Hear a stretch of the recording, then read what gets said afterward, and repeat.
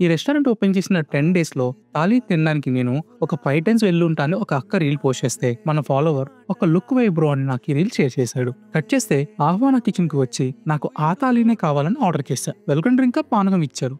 Impress అయ్యా. Taste కూడా బాగుంది. లపక్కన తాగేసి ఇంకో గ్లాస్ అడిగేశా. ఈ లోపు తాళీ రాని వచ్చింది. స్వీట్ లోకి అన్నవరం ప్రసాదం అని చెప్పాడు. బట్ రవ కేసరిలా ఉంది. టేస్ట్ కొంచెం ఆక్వర్డ్ గా అనిపించి డాల్డా యూస్ చేసినట్టు అనిపించింది కదా అని మా ఫ్రెండ్ అడిగితే లేదు గీనే అని క్లారిఫై చేశాడు. ఇక రోటిలోకి రోటి పచ్చడితో నంచుకొని తిని చింతపండు పులిహోరని ఒక పట్టు పట్టి క్రంచీగా అలానే టేస్టీగా ఉన్న అరటికాయ ఫ్రైతో అన్నం కలుపుకొని తిన్నాక పెసర పునుగు కూర ట్రై చేశా. పునుగు సపరేట్ గా గ్రేవీ సపరేట్ గా తిన్నట్టు అనిపించింది. ఫీడ్బ్యాక్ ఇచ్చా, ఫిక్స్ చేసుకుంటామని చెప్పారు. ఓవరాల్ గా కర్రీస్ అన్ని బాగున్నాయి. ముద్దుపప్పులో పచ్చిపులుసుతో ట్రై చేయండి, బాగుంది. పచ్చిపులుసు స్వీట్ గా తినే వాళ్ళకైతే పక్కా నచ్చుతుంది. లాస్ట్ కి గడ్డ పెరుగుతో కంప్లీట్ చేశా.